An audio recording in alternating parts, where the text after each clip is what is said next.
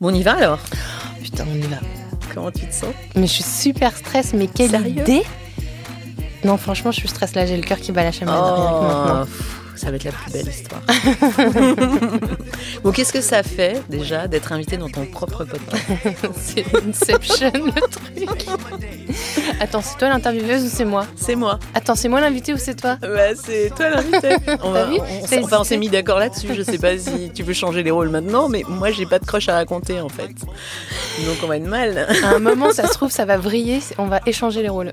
En tout cas, ça me fait super plaisir. Merci beaucoup pour ta confiance. Bah, merci à toi d'avoir répondu positivement à ma proposition indécente. Je me souviens, tu me l'avais demandé au Paris Podcast Festival. Ouais. Et Par texto, je te l'ai demandé parce qu'on était avec du monde à table. On était en train d'avoir une conversation toutes les deux. Après, il y a du monde qui est arrivé. Et du coup, j'avais pas eu le temps de te poser la question. Donc, je t'ai envoyé un SMS, genre, tu sais, un SMS de crush, quoi. Est-ce que tu veux bien m'interviewer pour l'épisode 100? Ouais, j'ai accepté tout de suite. Non, j'étais hyper flattée, hyper honorée. Let's go, hein? Ouais. Parce que y a quand même une question un peu traditionnelle dans ce podcast, si je me souviens bien. Mais laquelle? Est-ce que, s'il te plaît, tu pourrais te présenter en 5 hashtags? C'est hyper drôle. C'est hyper drôle et c'est hyper dur cette question. Qui l'a donc inventé? En 5 hashtags. Alors, premier hashtag génial, mes parents divorcent, entre parenthèses, le film. Je sais pas si tu connais ce film. C'est un film des années 80, je pense, fin des années 80, ouais, fin des années 80. Réalisé par Patrick Braoudé. Qui raconte l'histoire de gamins dont les parents divorcent et qui vont même en fait chercher à faire divorcer leurs parents en les rendant fous parce qu'ils trouvent ça cool d'être divorcés, d'avoir 2 maisons, 2 fois plus de cadeaux, 2 fois plus d'affaires, etc., etc. Et effectivement, en vrai, c'est une réflexion sur le divorce et sur la séparation des parents. Et en fait, ce film avec ma sœur, on l'a regardé des dizaines de fois quand on était gamine, quand on savait pas quoi faire, on regardait Génial, mes parents divorcent. Ah oui? Parce on le regardait tout le temps parce qu'en fait nos parents étaient en train de divorcer et que nous on vivait une séparation qui en plus, comme tu le sais, était douloureuse et nous faisait mal. Et en fait, je sais pas, ça devait être une sorte de, tu vois, de catalyseur, quelque chose qui nous permettait d'exorciser nos mauvaises pensées sur le sujet. Et du coup, on l'a regardé des tonnes de fois. Puis je trouve le titre hyper drôle. Moi, c'était pas du tout Génial, mes parents divorcent, tu vois. C'était mes parents divorcent, c'est l'enfer, tu vois. Donc, mais c'est bien ce qui me semblait. Et les autres, alors, il y a 4 autres hashtags. Le deuxième hashtag, qu'est-ce que j'avais mis? Attends. Je suis une mauvaise élève. C'est 93. Hein. Ah oui. Le deuxième hashtag, c'est 9-3. Hashtag 9-3, 93. J'ai grandi dans le 9-3, j'ai grandi à Saint-Denis. J'y suis restée jusqu'à mon départ en Erasmus, donc j'avais 23 ans. Et je suis hyper fière d'avoir grandi là-bas. Je suis hyper fière d'avoir vécu cette richesse de la diversité culturelle parce que voilà, moi j'ai grandi à l'école, que ce soit à l'école maternelle, à l'école primaire ou au collège et ensuite au lycée, j'étais pas loin d'être la seule blonde. En plus, je m'appelais Marie-Charlotte. Ah oui. Au milieu c'est un peu connoté, hein, Marie-Charlotte, justement. Et j'en ai tellement voulu à mes parents pendant ces années-là de m'avoir appelée Marie-Charlotte. D'ailleurs, je me faisais appeler Charlotte à l'époque. Ouais. C'était plus simple. Voilà, j'étais blonde, je m'appelais Marie-Charlotte, j'étais bonne élève. Donc, il y avait pas mal d'adversité, en vrai. Mais déjà, ça m'a forgé mon caractère. Ça m'a forgé un certain rapport au monde et je te dis toute la richesse culturelle, le brassage des cultures, du quartier, de mon collège, etc. Ça a vraiment forgé. Ça a vraiment créé un rapport au monde très particulier et qui fait partie de ma personnalité et qui aujourd'hui raconte clairement mon rapport au monde que j'ai aujourd'hui en tant qu'adulte. Mais c'est vrai que tu as aussi beaucoup de diversité dans ton podcast, donc j'imagine que ça ne vient pas de nulle part. Ouais, j'espère, j'essaye d'en avoir de plus en plus, ouais. Ok, tu y retournes un peu dans le 93? Dans le 9-3, ma mère habite toujours à Saint-Denis, dans l'immeuble d'à côté de celui dans lequel on a grandi. Donc, oui, quand je vais voir ma maman, j'ai encore des amis là-bas. J'y suis encore attachée. J'ai une amie d'enfance, j'ai des amis de crèche avec qui que je vois encore aujourd'hui, qui sont mes meilleurs amis. Et j'ai une super copine du collège que je vois tout le temps, qui fait partie de ma bande de cops. Donc, il y a un lien fort, de toute façon, qui disparaîtra jamais, je pense. Ok. Troisième hashtag. Mon troisième hashtag, c'est hashtag cynico-romantique. Parce que... le fait d'avoir grandi dans un environnement familial où mes parents divorcent, se séparent, dans une situation douloureuse, assez violente pour nous trois avec mon frère et ma sœur, tout en étant bercée par toutes les séries d'ados de type romantique, Hélène et les garçons, Beverly Hills, Art la cœur à vif. En fait, j'ai développé une espèce de schizophrénie vis-à-vis de l'amour et qui me fait vaciller et qui m'a toujours fait vaciller entre, même si ça a changé ces dernières années, mais qui m'a toujours fait vaciller entre l'espoir et la fatalité, un truc hyper cynique et un truc hyper fleur bleue, l'envie d'y croire et un sentiment que c'est impossible de vivre une belle histoire d'amour dans notre société. Et donc voilà, je suis un peu schizo dans mon rapport à l'amour, donc je trouve que cynico-romantique me raconte assez bien. C'est marrant parce que c'est pas vraiment ce qui transparaît de toi, de ta personnalité quand on écoute ton podcast, parce qu'on a plutôt l'impression qu'au contraire, t'es vraiment une amoureuse de l'amour. On voit bien dans les questions que tu poses à tes invités que ça te touche toujours beaucoup, que ça te fait rêver, que t'aimes vraiment ça te fait pétiller en fait ces premiers instants. Et le côté cynique, il ne transparaît pas tant que ça, je trouve. Sauf quand tu parles parfois un peu de est-ce que c'est le destin, est-ce que c'est le hasard, quand tu poses ce genre de questions à la fin. Je pense que j'ai lancé Crush il y a 2 ans et je pense que le côté cynique, il a un peu bougé quand même, t'as raison, depuis la rencontre avec le père de mes enfants. Donc ça a un petit peu bougé, mais j'ai quand même une capacité critique et pas toujours très sympa vis-à-vis du trop romantisme. J'aime pas ça en fait. J'aime les belles rencontres, des belles comédies romantiques par exemple, mais dès que ça tombe dans la mièvrerie, je m'y retrouve pas du tout, tu vois. D'accord. Donc voilà, je trouve que cynico-romantique, ça me décrit pas mal. On va l'accepter comme ça. C'est accepté par le jury. Et mon 4e hashtag, figure-toi que c'est Crush le podcast. Mais non. Mais pourquoi?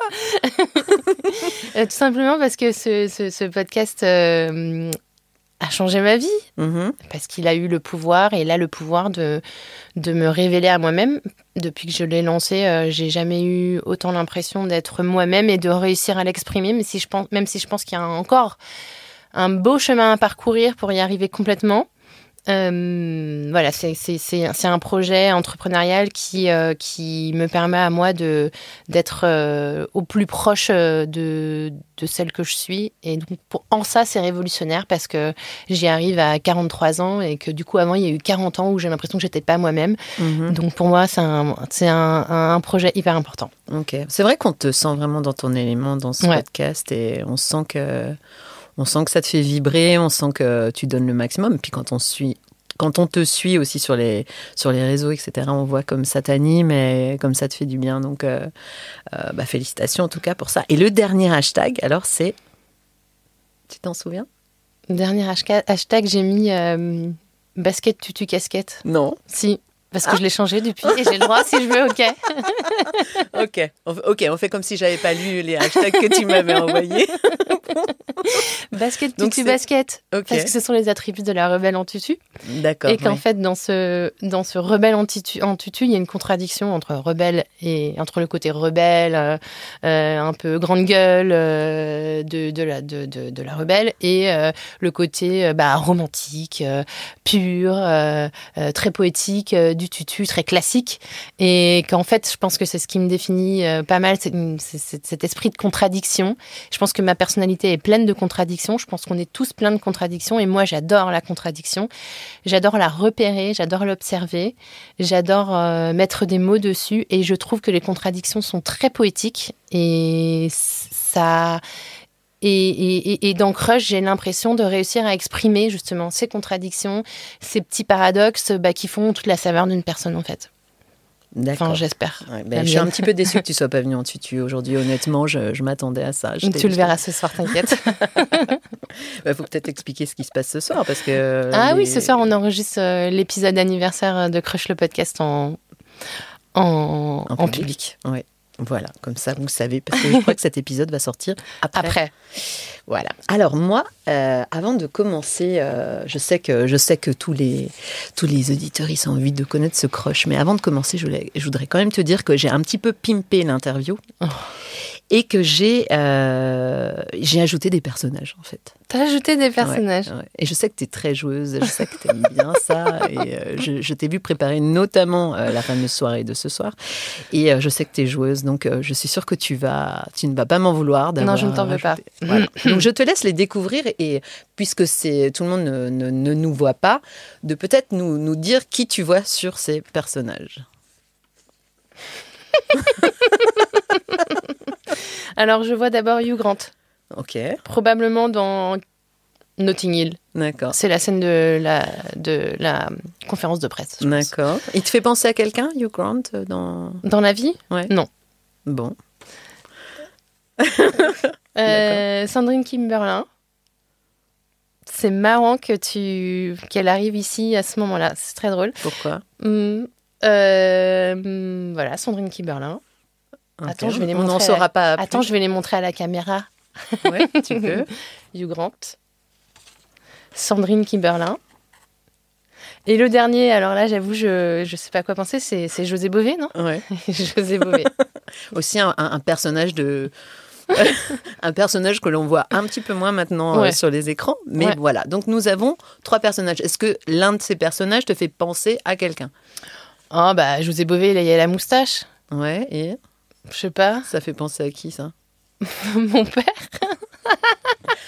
L'avenir nous le dira. Petit syndrome. Petit syndrome d'Oedipe. C'est ton choix. Tu me dis ça, c'est ton choix, on verra plus tard. Ok. Donc, alors, on va commencer quand même par se replonger un peu dans ton enfance. Est-ce que tu peux nous dire dans quel environnement tu as grandi? Pour ceux qui ne sont pas attentifs à Crush, parce que tu en as quand même pas mal parlé déjà. J'ai grandi avec un grand frère de 2 ans de plus que moi, une petite sœur de 2 ans de moins que moi, donc une fratrie de 3, et j'ai coutume de dire que je suis la saucisse du sandwich, donc celle qui est au milieu. Qui n'est pas toujours une position facile dans une fratrie. C'est vrai. J'ai grandi à Saint-Denis avec des parents qui se sont séparés quand j'étais assez jeune, puisque le divorce a été prononcé en 89 et je suis née en 81, donc j'avais 8 ans, si mes calculs sont bons. Hashtag, je suis hyper forte en maths. Clairement, le divorce de mes parents a été un traumatisme, peut-être le plus grand traumatisme de ma vie, parce qu'il s'est mal passé, parce qu'il a duré des plombes et qu'il a été trop violent pour nous. Donc j'ai eu une enfance plutôt facile. Franchement, je suis dans un milieu privilégié. Je grandis entre Saint-Denis où on vit, la Bretagne chez mes grands-parents maternels, les Alpes chez mes grands-parents paternels et mes quinzaines de cousins. Donc je suis dans un cadre franchement privilégié. Mais c'est vrai que voilà, le divorce de mes parents et la situation fait que c'est pas rigolo, quoi. Et du coup, ça veut dire que je grandis quand même dans un environnement émotionnel pas stable, qui met à rude épreuve l'innocence et la naïveté de l'enfance, je pense, et que ça m'a sûrement fait réfléchir à des trucs qui n'étaient pas de mon âge. D'accord. Et quelle influence ça a eu sur ta personnalité, sur le développement de ta personnalité? Je pense que ça a clairement... j'ai clairement su faire face à l'adversité, donc j'ai dû développer des ressources pour faire face à cette adversité, donc de la résilience, du courage. En revanche, ça m'a aussi créé un climat assez insécure et du coup un manque de confiance en moi. Clairement, de pas croire en mes forces et en ce qui fait que je suis unique. Donc c'est un peu à la fois une personnalité forte parce qu'il fallait que je m'impose et beaucoup de faiblesses que j'ai gardées après pendant de longues années. Alors je vais te demander de prendre la photo de José Bové. Salut José.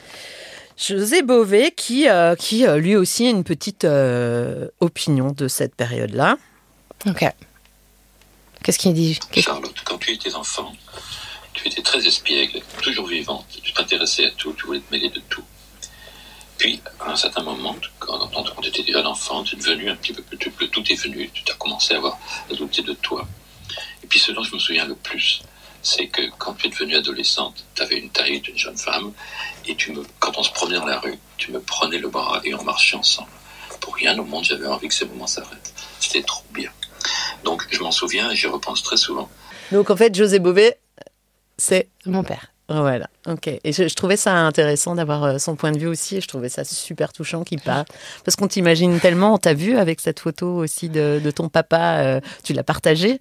Donc il fait un petit peu partie de l'histoire de Crush, en fait, ton papa. Ah ouais, complètement. Donc je crois qu'on en a tous entendu parler. Donc voilà, c'était un petit clin d'œil. Je sais pas comment t'as fait ça. Ça, le making-of, je te raconterai après.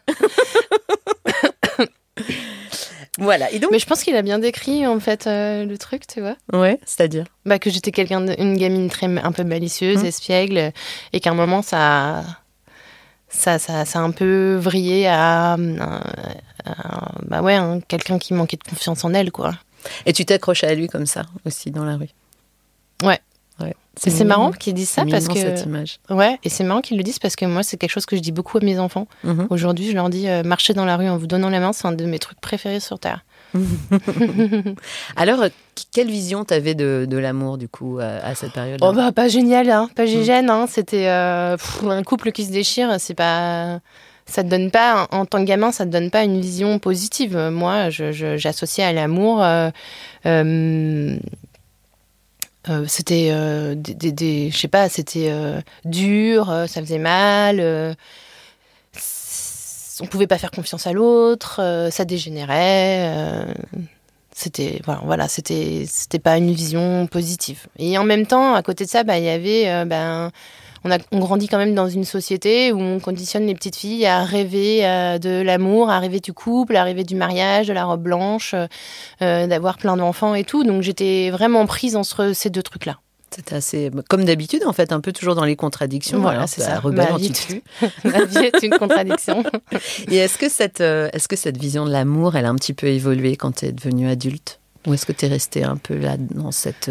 Je suis passée par plein de phases. En fait, quand j'ai commencé ma vie affective, vers 15-16 ans, jusqu'à ce que je rencontre mon vrai petit copain, en fait. Mais on va y venir après. Mais je faisais... c'était n'importe quoi ma vie affective. C'était nimp. Je faisais nimp. C'est-à-dire je m'attachais pas. Ou alors aussi, je tombais amoureuse de tous les mecs avec lesquels je couchais. Et il y en avait bien trop. Voilà. Donc tu collectionnais un petit peu. Voilà. Tu tombais amoureuse. Ouais. Est-ce que tu l'as dit aussi que tu étais un cœur d'artichaut? Ouais, je suis un cœur d'artichaut. Ok. C'est clair. D'accord. Et comment tu faisais pour te remettre de toutes ces ruptures? Je souffrais, je pleurais. Puis tu remettais ça. Et puis je remettais ça. C'est marrant. Attends, prends la photo de Sandrine Kimberlin. À l'époque, Charlotte, c'est une nana tout le temps amoureuse et à la fois hyper libre et à l'écoute de ses désirs. Moi, ça me fascine parce que j'ai un tempérament plutôt timide et introverti. Et un jour, on est en vacances à l'île de Ré. Et son mec de l'époque, qui est resté à Paris, la largue par téléphone en lui disant des trucs pas cool. Charlotte, elle est blessée, attristée. Mais elle n'a pas envie de se gâcher ses vacances à cause d'un sale con. Donc, elle jette son dévolu sur le nageur secouriste qui bossait à la plage.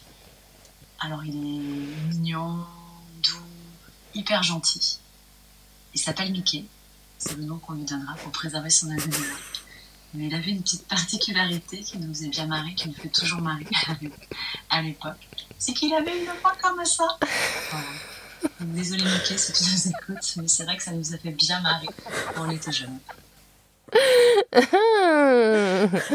Tu peux nous en dire davantage sur cette période? Donc c'est la voix d'une de mes meilleures amies, ouais. Une amie de lycée. Comment elle s'appelle? Elle s'appelle Aurélie. D'accord. Et effectivement, elle était là pour ses premières années. Elle t'a soutenue dans cette période difficile? C'est moi amoureux. Ouais, ça l'histoire. Tu vois, j'étais amoureuse d'un mec de Cagnes. Donc on était en première au lycée ensemble avec Aurélie. à Paris parce que j'avais quitté le lycée de Saint-Denis, que j'avais passé ma seconde à Saint-Denis et j'étais arrivée en première à Paris dans un lycée, lycée Condorcet, donc lycée très élitiste. Et donc je m'étais pris une méga claque dans tous les sens du terme, notamment sur la diversité, on va le dire clairement, et sur l'intérêt que les professeurs avaient envers les élèves moyens ou mauvais qui étaient inexistants. Ils ne s'intéressaient qu'aux bons élèves. Et alors moi, j'avais dégringolé et c'est en partie à ce moment-là que ma confiance en moi a vraiment chuté. Et j'étais tombée amoureuse d'un mec de Cagnes. Et effectivement, je devais partir en vacances avec lui après les vacances à l'île de Ré avec les copains et les copines. Et il m'avait larguée au téléphone dans une cabine téléphonique en me disant « Je ne t'aime pas, je ne t'ai jamais aimé et je ne t'aimerai jamais ». C'est dur, ça. Ouais, hyper dur. Ah ouais. Et du coup, c'est vrai que je m'étais laissée tenter par le secouriste de service. Le secouriste de la plage. Et on peut pas dire son vrai prénom, mais Mika, c'est vraiment pas loin du vrai. Je sais. Et c'était vraiment l'archétype du sauveteur, quoi. Enfin, c'était Malibu Beach, je sais pas comment ça s'appelle, Venise, comment cette série, Alerte à Malibu, quoi. Malibu, c'était David Hasselhoff, le mec, tu vois. Non, mais vraiment gaulé de ouf. Sauf qu'il parlait comme ça, voilà. Ah oui. Et donc c'était. Mais ça t'a plu quand même le temps des vacances. Moi, le temps des vacances. Le temps des vacances. Ça faisait le taf. Ouais. D'accord. Belle anecdote, disons que. Alors, on arrive à ta vision de l'amour adulte, pas mal de galères, j'ai l'impression. Et puis, on va se projeter quand même en 2005. Qu'est-ce qui se passe en 2005 ? En 2005, donc j'ai 24 ans.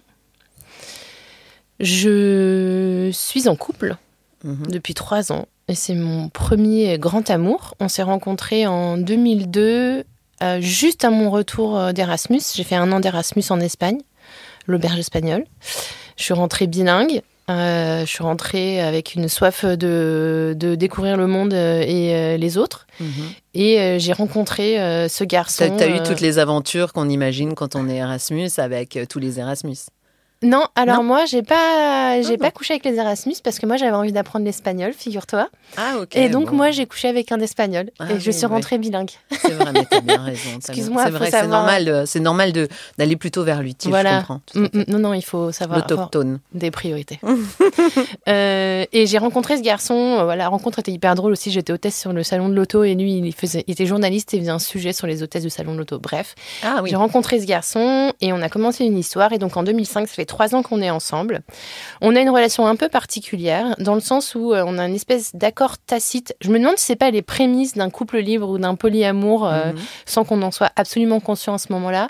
Mais on a un accord tacite qui dit on est jeune.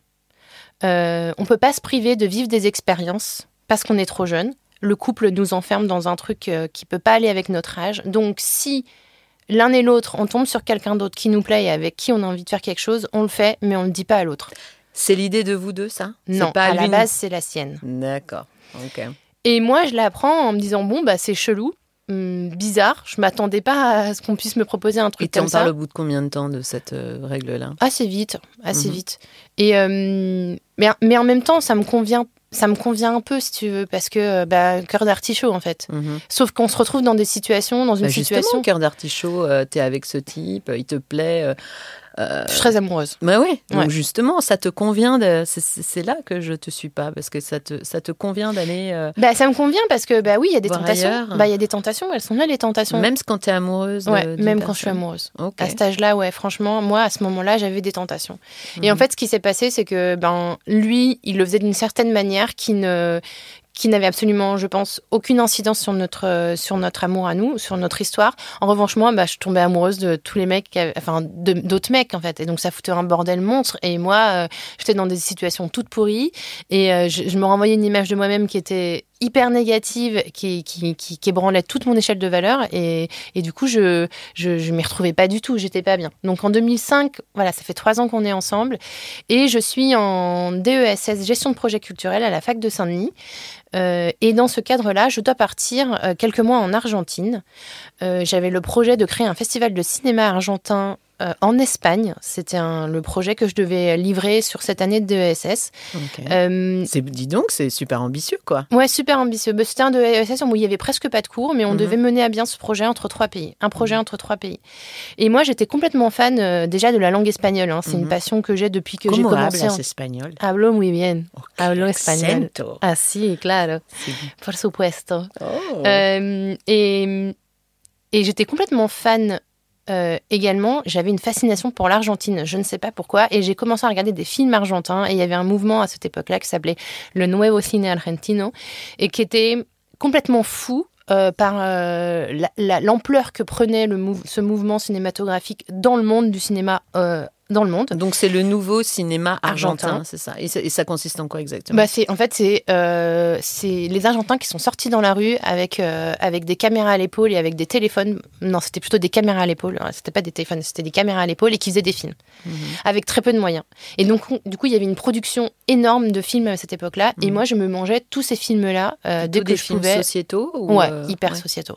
À l'Argentine de l'époque. Donc c'est des films un peu lents, un peu en noir et blanc, hyper introspectifs.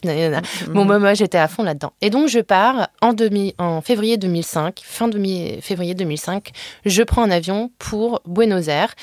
Je ne connais absolument personne là-bas.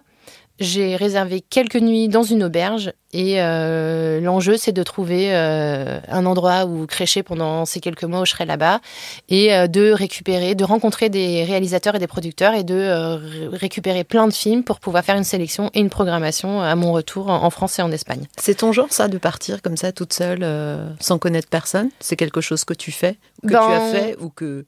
Tu fais encore ? L'Erasmus, c'était un peu ça, même si tu arrives dans un cadre qui est bien, qui est organisé. Avec mon copain, on voyageait pas mal, parce que lui, il voyageait et il était en poste, les premières années de notre relation, il était en poste en Afrique de l'Ouest. Donc, on avait beaucoup voyagé. Et là, c'était quand même la première fois que je partais toute seule, loin, aussi loin. Et donc, me voilà partie, quoi. Donc, je pars. Je prends cet avion, j'arrive là-bas, désespérée, triste à mourir parce que j'étais toute seule et que je connaissais personne. C'était pas le fuego, quoi. Non, c'était pas du tout le fuego. Non, j'arrive. Moi, je croyais que tu partais, que t'étais hyper enthousiaste. J'étais hyper heureuse de faire ça, mais par contre, quand j'arrive là-bas, que je connais personne, que je connais pas la ville, heureusement, je parle espagnol. Non, c'est pas le fuego, quoi. Je suis plutôt un peu, j'ai tout lâché. J'ai envie de me faire des amis. J'ai envie de me faire des amis. Et comment tu t'y prends alors ? Je finis par trouver une coloc au bout de 10 jours, 2 semaines à peu près, avec un Argentin et un Italo-Suisse. On avait 3 chambres chez l'habitant, donc chez une dame, on avait notre partie de l'appart pour nous 3, voilà, en coloc. Et je cherche à me faire des amis. Et dans ma quête de film, je regarde la programmation ciné de l'Alliance française de Buenos Aires. Et un soir, je vois qu'il y a la projection d'un des films les plus importants du mouvement, qui s'appelle Mundo Grua. Et je décide d'aller voir ce film. Donc je découvre l'Alliance française quand j'arrive, qui est une des plus grandes alliances du monde d'ailleurs. C'est un superbe bâtiment, Avenida de Mayo. Des Machos, pardon. Oui, c'est vrai, t'as perdu ton accent. Avenida des Machos. Et j'arrive, je me souviens de la salle du bas, voilà, et ensuite on prend un escalier, on arrive en haut, il y a une belle salle d'exposition avec des fenêtres qui donnent sur la rue, et il y a une queue pour arriver à la salle de cinéma. Je me mets dans la queue, et puis j'aperçois à l'entrée de la salle un garçon qui déchire les tickets. Et mon attention est retenue par ce garçon, Pourquoi ? parce que il est super souriant. Genre, il a un sourire hyper communicatif. Beau gosse ? Beau gosse. Ouais. Très beau gosse, je trouve. Il est comment ? Il est pommade, grand sourire, yeux clairs, yeux verts. Et ce que je note, c'est qu'il est en costume. Donc, pantalon, chemise, veste. Et ce costume est bien trop grand pour lui. Et en fait, ça me fait rire. Et je trouve ça hyper touchant. Genre, il a pris la taille au-dessus ou genre, il a vachement maigri depuis qu'il a acheté son costume ? Taille au-dessus, mal taillé, à 2 balles de chez Tati, quoi, tu vois. Ça fait un peu ça, quoi. C'est plutôt un truc super mal coupé. Ouais, et du coup, en fait, ça dénote complètement parce que tu es dans une institution culturelle très officielle, conventionnelle, quoi. Et là, je note un truc, tu vois, un petit gap qui est bizarre. Et donc, du coup, ça attire mon attention et ça m'intrigue. T'es pas quelqu'un qui s'arrête à la tenue vestimentaire d'un homme. C'est pas. Au contraire, ça a l'air de plutôt t'intéresser ou t'attirer. Ah non, en tout cas, il y a certaines personnes qui vont dire attends, mais moi, si le gars il est pas sapé comme 4 jamais épingles, ouais, tu vois, ça ne m'intéresse pas. Non, moi, encore une fois, tout ce qui montre une contradiction, en fait, ça m'intéresse. Donc, du coup, je pense que là, je la vois clairement. Je me dis, mais chouette. Il y a un truc chelou là, c'est marrant. Et puis il a l'air tellement bien dans ses baskets parce qu'il est hyper souriant, hyper avenant, il parle espagnol, nanana. Bon bah voilà, je note quoi. Et je le trouve, voilà, je me dis c'est marrant, il a l'air sympa quoi, tu vois. Ouais. Je lui dis bonjour. Faut pas oublier que t'étais en couple à l'époque. Oui, je suis en couple moi. Moi, je suis en couple et j'ai pas du tout de velléité de voilà, quoi que ce soit. T'es pas en train de faire ta. Non, ma chaudasse, non. Et voilà, j'entre dans la salle, il découpe mon ticket, je vais voir le film, je ressors et après il y a un cocktail. Et là, je discute avec lui. Donc, je sais plus trop comment on s'aborde, mais je discute avec lui. J'apprends qu'il s'appelle Florian, qu'il est en stage à l'Alliance française pendant 1 an. Et j'apprends qu'on habite à 50 mètres l'un de l'autre, à Buenos Aires, donc à una cuadra, comme on dit. Ce qui est quand même plutôt improbable vu la taille de cette ville. Oui. Et on était tous les deux dans le quartier de Congreso, qui est normalement pas un quartier où il y a beaucoup d'étrangers qui vivent, mais on aurait pu être dans n'importe quel autre quartier. Mais là, on se retrouve à 50 mètres l'un de l'autre, et donc on décide de garder contact. Et moi, vu que je cherche des potes, je me dis bon bah il est super sympa. Il est hyper sympa, hyper avenant, hyper sympa, voilà. Et donc on commence. Alors je pense qu'à l'époque, tu vois, on est plutôt sur Nokia 3310. Moi, j'appelais la France dans les locutorios, donc dans les cabines téléphoniques. Vous pouvez pas vous faire de FaceTime. Non, avec mon mec, non. Et avec Florian, je suis pas sûre qu'on échange, en tout cas par texto. Je pense pas que c'était quand même aussi facile. C'est pas ce qu'on faisait à l'époque, en tout cas. Mais j'ai souvenir d'une fête où il m'invite chez lui. Chez lui, c'est une coloc.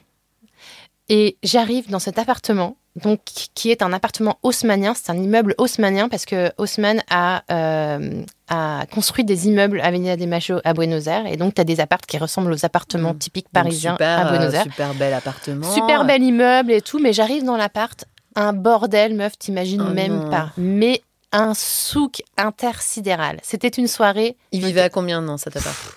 Je sais pas, officiellement 4, officieusement, je sais pas, 7, 8, 10, j'en sais rien. Okay. Il y avait de la peinture partout sur les murs. Oh, mais non. Il y avait... c'était une soirée Hawaï. C'est eux qui avaient fait ça ou... Bah, c'est ce que je comprends en arrivant. D'accord. C'était une soirée Hawaï, donc ils avaient pécho, je sais pas, une planche de surf. Il était en mauvais état, l'appartement. Fais pas cette tête. Hein. non, mais tu nous présentes un truc haussmannien. Tu nous dis que les murs sont pas en rouge de manière. Ah oui, c'était anarchique. C'était une anarchie en fait. Ils avaient chopé une soirée Hawaï. Ils avaient chopé une planche de surf pour faire un bar. Et le clou du spectacle, c'était que appartement haussmannien, il y avait un long couloir. Tu sais, les longs couloirs hyper étroits qui distribuent plusieurs pièces. Ils avaient mis une bâche plastique par terre, de l'eau et du savon. Et ils faisaient des ventriglisses.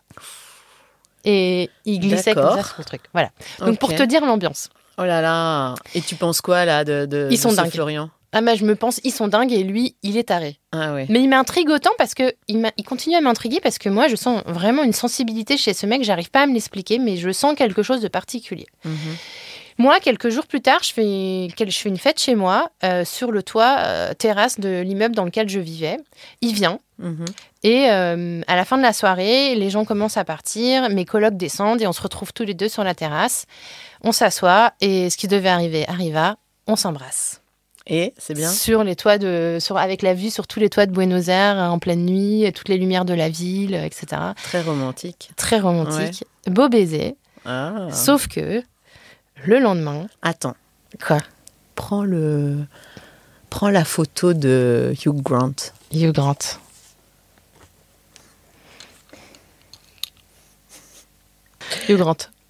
il a aussi sa version de ce moment-là. Je me souviens de cette soirée, on est tous les deux sur la terrasse, une grande terrasse chez elle qui donne sur tout Buenos Aires.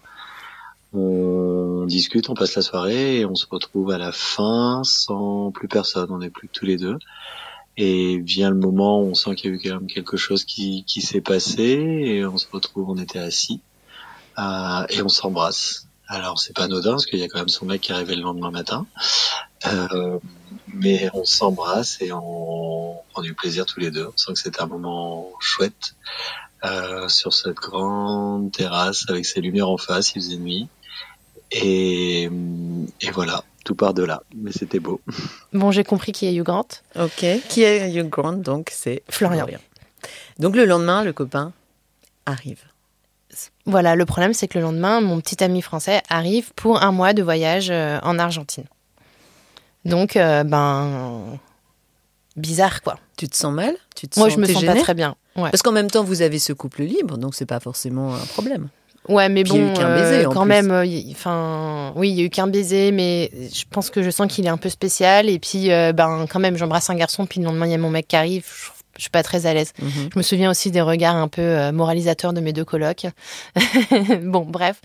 Et le lendemain, arrive mon mec et on part 1 mois en voyage. Mon mec et un pote à lui, on part tous les 3 en voyage dans le sud du pays et dans l'ouest, nord-ouest du pays, dans les Andes. Et voyage magnifique, sublime, glacier, montagne, vraiment incroyable. Et pas de nouvelles de Florian pendant ce voyage. Voilà, je suis avec mon mec et on voyage.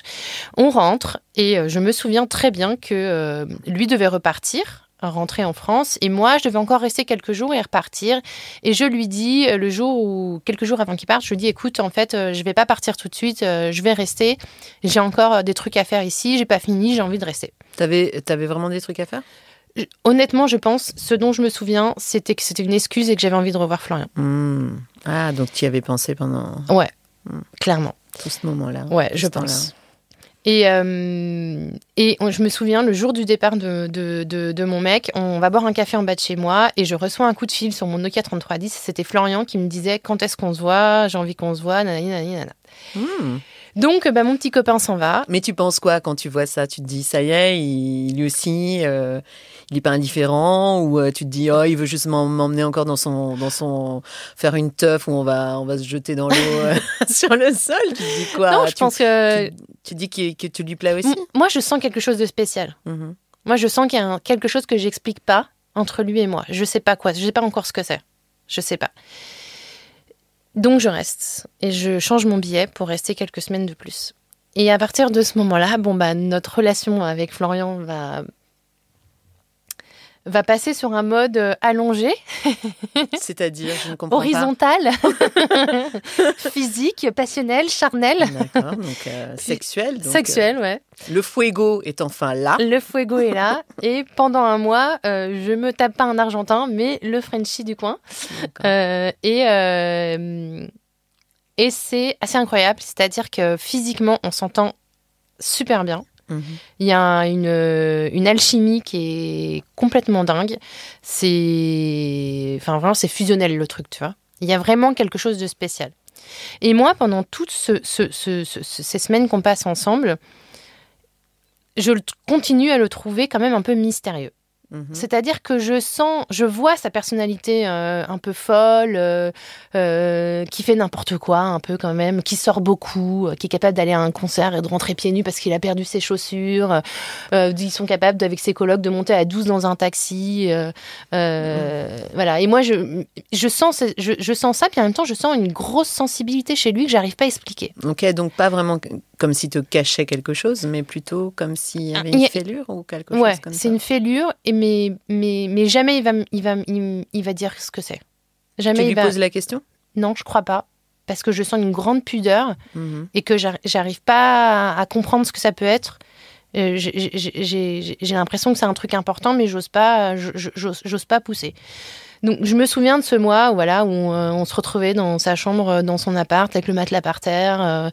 Je me souviens de son coloc, Irvine, qui est là. Qui était là aussi pendant toutes ces positions. Non, allongées. il n'était pas là, mais bon, vu la taille des murs, franchement, je pense qu'il était quand même un peu là. Et puis, à la fin de ce mois, je dois partir. Et j'écris une lettre à Florian. Un matin, il était parti au boulot et moi, je dormais chez lui et je décide de lui écrire une lettre. Donc, je lui écris une lettre dans laquelle je lui dis que j'ai passé un mois merveilleux. Je me souviens que je lui fais des blagues. Et entre les lignes, si tu lis entre les lignes, franchement, c'est une déclaration d'amour, le truc. Enfin, de mon point de vue, c'était vraiment une déclaration d'amour. Tu te souviens des mots que tu as utilisés? Je me souviens pas des mots, mais j'ai souvenir que c'était vraiment... Moi, j'avais l'impression de lui faire une déclaration d'amour. Tu as mis tout ton cœur. J'ai mis tout mon cœur. en lui disant c'est spécial ce qui s'est passé entre nous. Et je rentre en France et je retrouve ma vie parisienne. Et t'as aucune réaction par rapport à cette lettre? Il réagit pas? Non, il réagit pas. Tu laisses cette lettre, tu t'en vas. Je laisse cette lettre. Cette lettre, je m'en vais. J'ai pas souvenir d'une réaction particulière et même je l'invite à ma fête de départ et il vient pas. Et pourquoi il vient pas? J'ai jamais eu d'explication. Oh, mais il faut lui demander. Moi, j'attends toute la soirée qu'il sonne à l'interphone et qu'il monte. Tu ne vis pas avec cette personne, hein? Il me semble. Non, j'ai pas d'explication et voilà. Et il vient pas. Et donc, je rentre à Paris. Je reprends ma vie parisienne avec mon mec, mon boulot. J'emménage avec mon mec même. Donc, notre relation, elle avance. Pour moi, je mets ça dans un coin de ma tête en me disant c'était quelque chose de spécial. C'est un mec spécial. Il a une place spéciale dans mon cœur, dans ma tête. Mais voilà, aujourd'hui, c'est pas possible. Lui, il reste à Buenos Aires encore des mois. Et moi, de toute façon, j'ai une vie à Paris et elle me plaît, cette vie en vrai. Donc, et ça change pas ta relation avec ton mec? Non, tout ce que ça la change pas. Non? Non. Ok. Pas vraiment. Tiens. Tu arrives à te dissocier comme ça. Je dissocie, ouais. Et donc, la vie continue. La vie continue et 1 an plus tard, je descends de chez moi pour aller au boulot, pour aller prendre le métro à République. Et à l'entrée de la bouche de métro, au moment où je suis sur le point de m'engouffrer dans le métro, je croise un regard que je connais et c'est Florian. Mais non. C'est Florian qui sort du métro et moi j'entre dans le métro. Il y a combien de chances que tu tombes sur lui? Eh ben je tombe sur lui parce que figure-toi qu'il travaille à 50 mètres de là où j'habite. Une fois de plus. Vrai. C'est fou ça. Et donc on se croise, on se reconnaît évidemment. Et on décide d'aller boire un café. Combien de temps alors? Un peu plus d'1 an. Un peu plus d'1 an. Tu savais pas du tout qu'il était à Paris? Non, pas du tout. Et on va boire un café pour prendre des nouvelles. Enfin, voilà, vite fait. Lui devait aller au boulot, moi aussi. T'es contente de le voir? Ouais, contente de le voir. Genre un peu, waouh, qu'est-ce que c'est que ce truc? Vortex spatio-temporel, qu'est-ce qui s'est passé? Et j'apprends qu'il est rentré d'Argentine et qu'il n'est pas rentré seul et qu'il a une petite copine chilienne. Mais et non. qu'elle va le rejoindre. Qui est cette personne? Mais moi, je suis en couple aussi, donc il n'y a pas de... Enfin, tu vois, tout va bien. Ça te fait rien de savoir ça? Si, ça me pique un peu, mais c'est la vie, quoi. Enfin, voilà, lui, là, c'est pas possible. Ah ouais, t'es toujours avec le fameux gars. Ouais. Ça doit le faire rire aussi. Je ne sais pas, faudrait lui demander. Et voilà. Et en fait, on se recroise et puis chacun reprend sa vie. Je pense qu'on échange quand même nos mails à ce moment-là, mais je suis même pas sûre qu'il y ait des échanges de mails pendant les mois qui suivent. Et ce qui est dingue, c'est que une fois de plus, les mois passent, les années passent, et un jour... Combien d'années passent? Je pense que c'est encore 2 ans plus tard. Ah oui, donc on doit être en 2008. Et donc lui, il est avec sa chilienne, il vit sa meilleure vie. Toi, t'es toujours avec ton mec. Ça doit être en 2008 ou 2009, je ne sais plus exactement. Moi, j'intègre une agence événementielle. J'étais assistante de production à l'époque. Et ma chef de projet me dit, sur un dossier en particulier, c'était une teuf pour un anniversaire d'une chaîne de télé, appelle le traiteur pour gérer cette partie-là de l'événement. Et elle me dit, je t'envoie l'adresse mail par mail. Et je reçois l'adresse mail par mail. Et c'était l'adresse mail de Florian. Oh, c'est pas vrai. Encore? Non mais attends, là, c'est plus du hasard là. Il y a quelque chose. Il y a le destin. Écoute, je ne sais pas. Je ne sais pas répondre à cette question, Pamela. Donc tu l'appelles? Qu'est-ce que tu lui dis? Je l'appelle comme une gogole en disant « Salut Florian, c'est Marie-Charlotte. Tu te souviens? Tu te souviens ?» C'est dingue. Ouais, et donc on organise cet événement ensemble et on se retrouve pendant la soirée de cette chaîne de télé, cet anniversaire. En plus, il s'est passé des trucs, il y a des trucs trop drôles qui sont passés pendant cette soirée. Il y avait une pièce montée, ses cuisiniers, ils ont complètement raté la pièce montée. Mais il est pas cuisinier? Non, lui, il est commercial. D'accord. Donc il produit, il vend et il produit. Et bon, la pièce montée est ratée, les bougies s'éteignent trop tôt. Enfin, bref, c'était assez marrant. Une catastrophe en fait, cette soirée. Non, c'était bien, mais bon, ça, c'était un peu raté. Et on discute vachement pendant cette soirée et on est quand même un peu sur le terrain de la discussion, mais voilà, lui, franchement, il est en couple. C'est un garçon hyper fidèle. Il est avec cette fille, ils font leur vie ensemble, ils vivent ensemble. Et je ne vois absolument aucune ouverture à ce moment-là. Il n'y a pas de c'est possible, sympa, c'est pas possible. Mais voilà. Tu vois pas qui non, te on est un peu. Ou... Si, il y a un peu de flirt, mais ça reste vraiment gentil, quoi. C'est pas du tout, marqué, quoi. Enfin, c'est gentil. Et à partir de ce moment-là, vu qu'on a renoué et qu'on refait des événements ensemble, parce qu'à ce moment-là, le traiteur pour lequel il travaille, je travaille beaucoup avec lui, mon agence travaille beaucoup avec lui, donc on se recroise sur différents événements. Donc, ils tiennent pas rigueur de la pièce montée foireuse et tout non. ça. Ils se disent, on leur donne une chance. Non, ça va. Il l'avait pas vu. Attends, on avait géré quand même. Et il se trouve que moi, en 2011, donc encore quelques années plus tard, je décide de quitter mon mec. Après 8 ans de relation, je décide de m'en aller et parce que la relation ne me convenait plus. Ça m'allait plus, je trouvais plus ma place, il en prenait trop, j'avais un autre mec dans la tête. Qui ça, encore un autre? Ouais, mais je t'avais dit, j'étais un D'accord. peu... Et ça marche plus et je décide de partir. Et pour l'autre mec alors? Non. Je pars, je quitte l'appart, je prends mes affaires, je trouve un nouvel appart, je m'emmène dans un tout petit appart à Paris. Et là commence 2 ans d'errance sentimentale où j'enchaîne les histoires de merde, mais alors de merde, avec soit des très gentils, soit des très connards, dont un qui a été vraiment un immense connard et qui m'a fait énormément de mal, et qui m'a laissé complètement en vrac. Et avec Florian, à ce moment-là, pendant ces 2 ans, on va boire un café de temps en temps. Mais ça reste un peu, tu vois, genre, on garde contact. Mais il se passe vraiment rien. Lui, il est avec sa meuf, tu vois, et il veut rien. Et en juillet 2012, on va boire un café en bas de chez nous. Et là, carrément, il me dit, écoute, moi, de toute façon... on prend des nouvelles et tout, et il me dit, moi, je suis toujours avec elle, et j'ai envie qu'on concrétise, qu'on s'engage encore plus. Il est possible que je la demande en mariage. Donc, voilà. Et donc, moi, pendant ce café, je me dis, c'est définitivement mort avec lui, en fait. Il était resté un peu dans ma tête, mais là, avec lui, c'est mort, tu vois. Ça n'arrivera plus. Qu'est-ce qu'il lui a pris, quoi? Et surtout, pourquoi il a changé d'avis? Il change d'avis parce que quelques mois plus tard, en décembre 2012, il m'appelle. Il me dit, il faut qu'on se voit, il faut absolument qu'on se voit, etc. Moi, j'étais en vrac total avec ce connard qui m'avait foutu en l'air et je faisais des conjonctivites allergiques à l'époque et dit non, je peux pas te voir, pas comme ça, pas comme ça, pas comme ça. Finalement, on se voit. Et ce soir-là, il me dit qu'en fait, il n'est plus avec sa copine et qu'il l'a quitté. Ah, ok. Et pourquoi il l'a quitté? Il te dit pourquoi? Il me dit pas vraiment. Pour toi? Il me dit pas vraiment. Tu crois que c'était pour toi? Je ne sais pas vraiment. C'était un mélange. Ouais. C'était un mélange. Ce que je comprends à ce moment-là, c'est que si lui, il était resté dans ma tête pendant toutes ces années, j'étais restée dans la sienne aussi. Et qu'on sait jamais... Et tu sais, c'est la petite case un peu de... Si ça pouvait arriver, ce serait vraiment incroyable. Et ce soir-là, on sort ensemble et dans ce bar, la caravane, on s'embrasse, tu sais, avec la table entre nous, là, comme ça, au-dessus de la table, de façon maladroite. Ouais. C'est pas très confort. Et à partir de là, notre relation a pu commencer. Donc une relation, on va dire, sérieuse, normale, même si au début, c'était genre, non, mais en fait, c'est pas sérieux. Non, mais en fait, t'es ma number one. Ce qui sous-entend qu'il y a un number two, une number three. Et il y avait pour toi un number two à l'époque? Non, il n'y en avait pas. Et lui, il y avait une number two à l'époque? Non, il n'y en avait pas. Ok, donc vous faisiez genre, il y a d'autres personnes, il y avait personne. Voilà, en fait. On s'étonnait en fait. Genre, on est convoités comme des dingos. Ouais, c'est ça. Et on s'étonnait un peu de cette connexion qu'il y avait encore entre nous, tu vois, physiquement, c'était encore incroyable. Et puis on avait envie d'être ensemble, et en même temps on disait non, mais on s'engage pas, nanana. Bon, bullshit, au bout de 3 mois, on était fourrés ensemble tout le temps, l'un sur l'autre, chez lui, chez moi, voilà. Et puis, au fur et à mesure...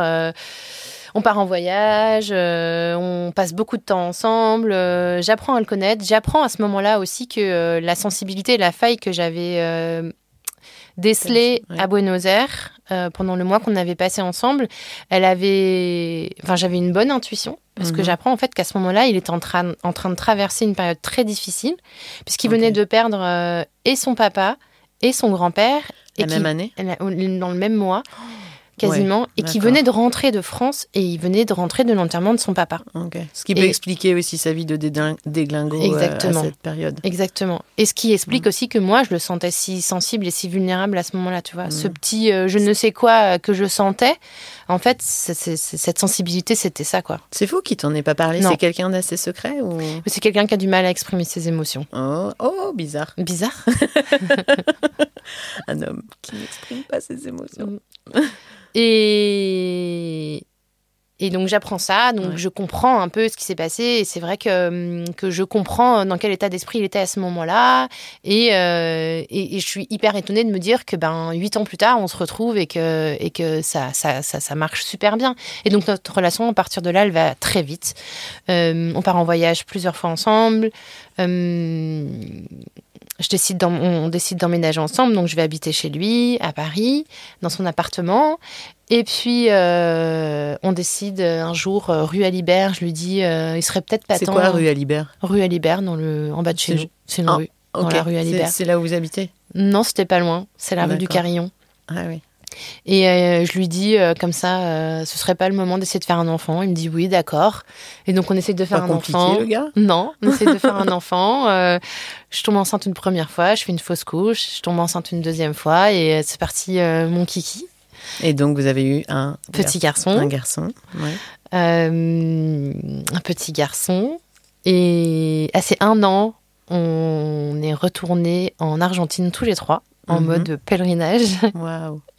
Et ce qui est drôle, ça fait encore un truc dingue, c'est qu'en arrivant à Buenos Aires, on était tous les 3, et je dis, à un moment, dans une librairie, je dis à Florian, putain, il y a un truc qui va pas, je me sens pas bien, j'ai mal au sein.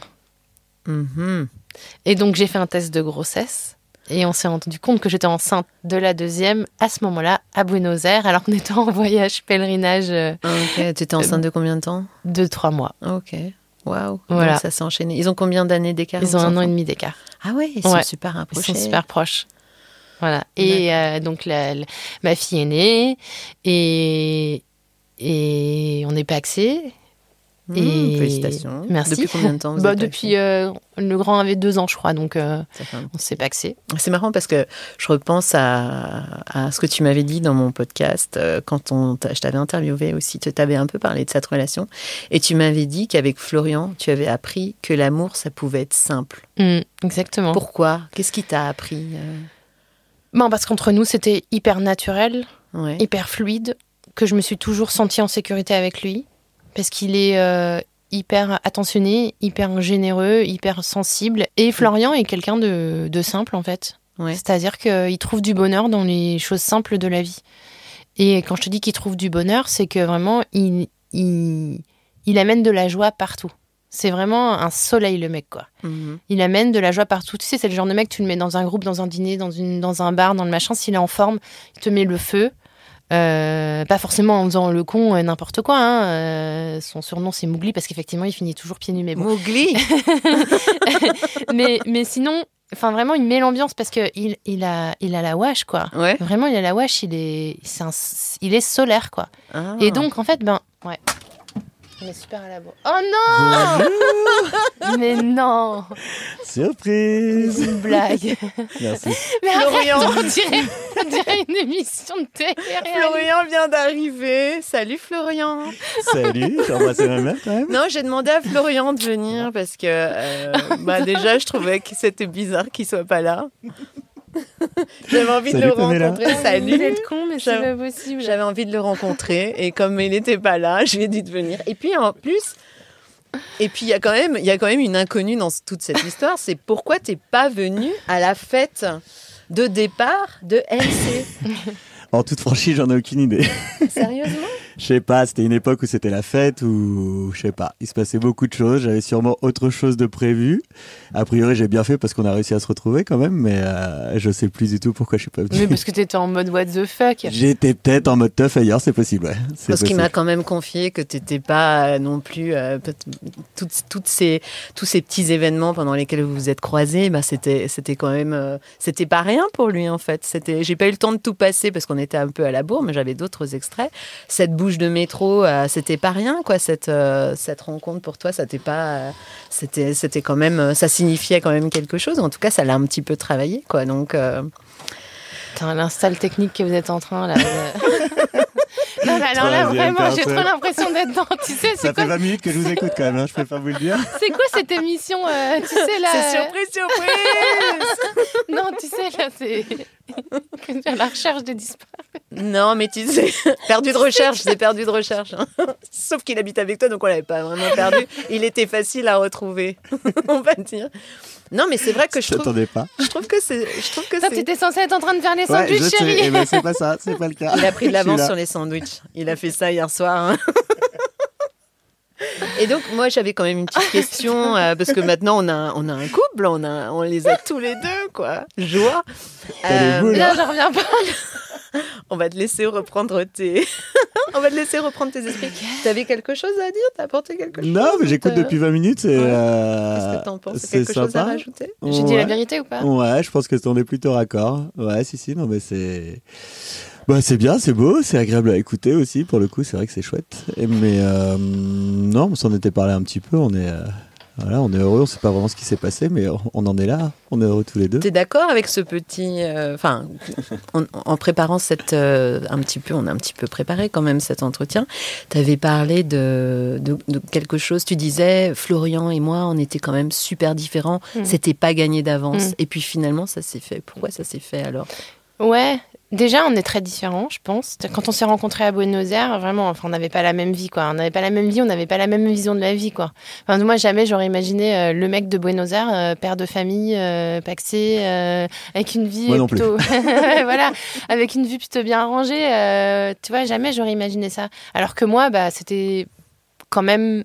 plus ou moins ce dont j'avais envie, même si j'ai plein d'autres envies dans la vie et tout, mais c'était quand même, je savais que c'est ce que je voulais. Et donc, et puis le fait que, en fait, on s'est croisés plein de fois. Certes, il y a le hasard, il y a des coïncidences, mais à chaque fois, le timing n'était pas le bon. Donc, en fait, on était différents et le temps et les circonstances ne voulaient pas nous réunir. Et pourtant, il y a un truc un peu magique qui s'est passé. Alors, on peut appeler ça de la magie, mais en argentin, on appelle ça este que sé yo, c'est-à-dire ce petit je ne sais quoi, qui fait qu'en fait, ça marche. Et qu'à un moment, l'histoire est possible. Et l'histoire est forte, l'histoire est singulière, l'histoire est pas comme les autres. Et elle arrive, quoi. Toi aussi, tu trouves que vous étiez quand même super différents? C'était pas gagné d'avance, cette histoire? C'était pas gagné d'avance. Moi, j'avais du mal à me projeter à l'époque sur ce que j'allais devenir, de quoi j'avais envie. Aujourd'hui, je le suis beaucoup plus avec la famille qu'on a créée ensemble. Mais à l'époque, c'est vrai que non, je savais pas, je me projetais pas. J'étais sur le moment. Je suis quelqu'un qui est vachement sur le moment, sur l'instant. Je pense que je le suis encore.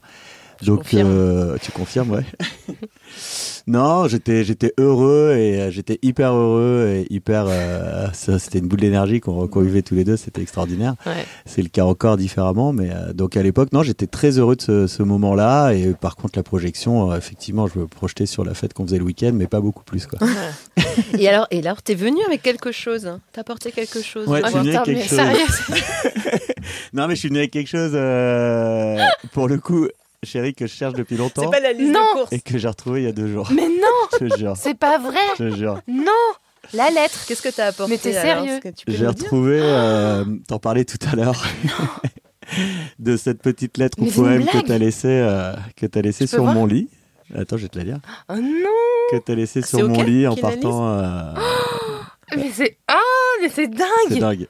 Mais tu l'avais jamais retrouvé? On l'a cherché partout dans l'appart. J'ai cherché 5 fois, 10 fois, 20 fois. Tu l'as retrouvé? Et en fait, je l'avais mis, pas avec les lettres, mais j'avais mis avec les endroits importants. Je suis pas sûre que je savais écrire à l'époque, vas-y.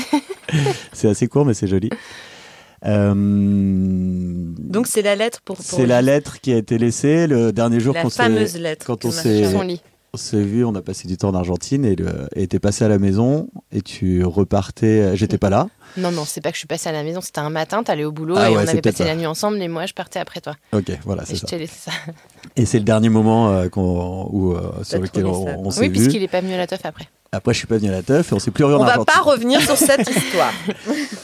Donc, querido Florian, Me pasé por la noche, pero estás dormido. Quería ir a Bariloche después de bailar tango. A la ciudad de los Andes no iré. Yo estás en el país de los sueños. Sabes que mañana no volveré. Encantado de haber compartido esos besos. Un abrazo querido, María Carlota de los Buenos Aires. Oh, qué rico! Qué rico, Et qué qu'est-ce lindo. que ça veut dire? Parce que tout le monde ne parle pas non plus espagnol. C'est un podcast Oui. francophone. Qu'est-ce que ça C'est veut juste, dire? c'est imagé, c'est de la poésie, c'est beau. C'est simplement qu'a priori, on se verra pas demain et que elle a envie de voyage. On se verra pas demain et elle est heureuse de ce moment qu'on a partagé ensemble. Mais qu'est-ce que tu as ressenti quand tu as lu cette lettre? Bah, c'est la première fois qu'on m'écrivait un poème. C'est même la seule fois de ma vie C'est qu'on vrai m'a que écrit un c'est un poème, je poème. crois. Donc ça a confirmé tout ce qu'on avait vécu. C'est voilà, comment l'expliquer, je sais pas, une histoire d'énergie sûrement. Mais en tout cas, ça a mis un petit point à notre aventure argentine et c'était plutôt 3 petits points pour réouvrir la parenthèse quelques années plus tard. C'est ce qui s'est passé. Donc, Mais c'est drôle parce que moi j'avais souvenir d'avoir écrit une lettre super longue. tu t'es enflammé. Ah, en fait c'était un poème. Alors j'en ai retrouvé 2 autres qu'on va pas lire à l'antenne parce qu'elles sont différentes. Je les C'est laisse un peu aussi. plus osé, les autres, c'est ça? On veut pas. C'est-à-dire On veut bien des petits Tu liras détails. ça hors antenne, chérie. Oh là Qu'est-ce là. Ah oui, celles-là elles sont plus longues quand même.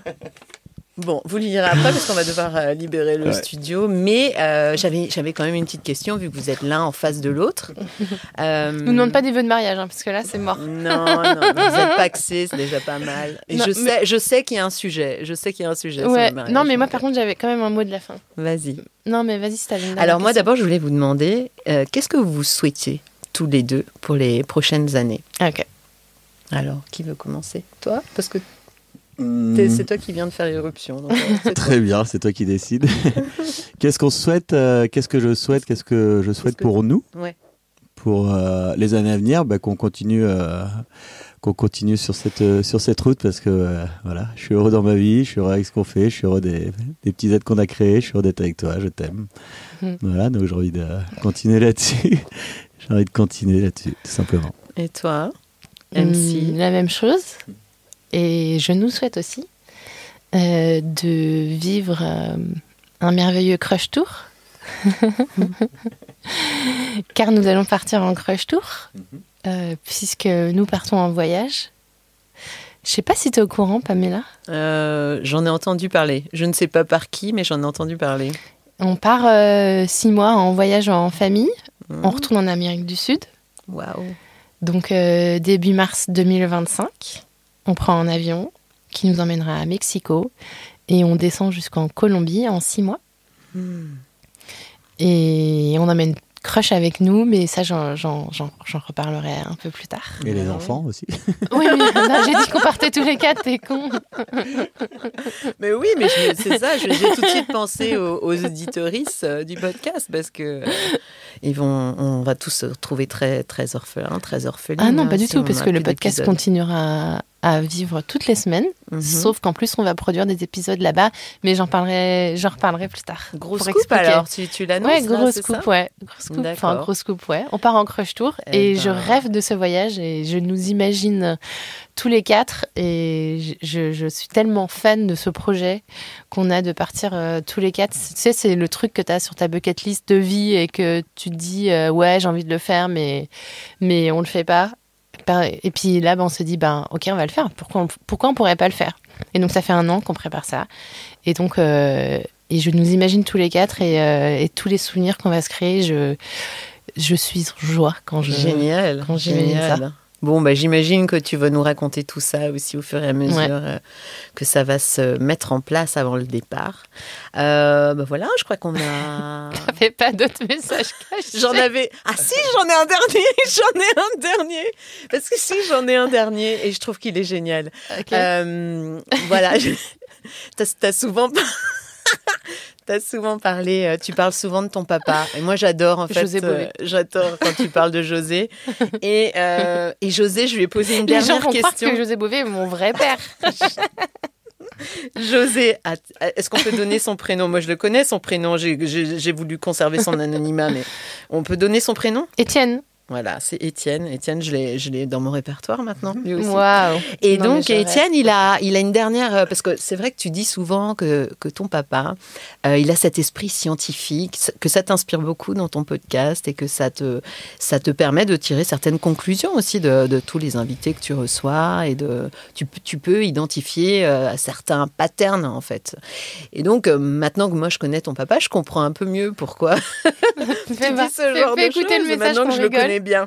Et donc, voilà. Alors, je lui ai posé une dernière question et je vous laisse écouter. Pourquoi est-ce qu'on tombe amoureux de quelqu'un ? C'est pas du tout facile de répondre à cette question-là. Mais il y a une expérience qui s'appelle l'expérience des t-shirts qui a permis de montrer qu'on était influencé fortement par l'odeur corporelle des partenaires potentiels. Et cette expérience consistait à faire sentir à des jeunes femmes l'odeur de t-shirts portés par des hommes et dire si elles n'aimaient pas ou ne sentaient rien. Et ce qu'on a pu constater, c'est que cette réponse était très fortement influencée par la proximité génétique qui existe en cette jeune femme qui sent l'odeur et la personne qui a porté le t-shirt. Plus il y a une distance génétique sur certains gènes forte, plus il y a des différences entre les deux partenaires potentiels, plus il y avait une tendance à préférer ces odeurs-là. Alors c'est très surprenant parce que si on demande à quelqu'un est-ce qu'on a choisi d'aimer cette personne-là, on est tombé amoureux de cette personne à cause de son odeur, quasiment personne ne répondra en disant c'est parce qu'il sent bon.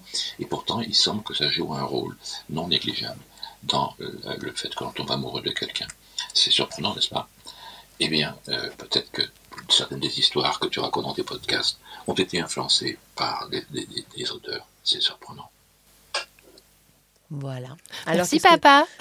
Qu'est-ce que vous en pensez ? Je la connaissais pas cette étude-là, j'en connaissais plein d'autres sur la mâchoire carrée et tout, mais pas celle-là.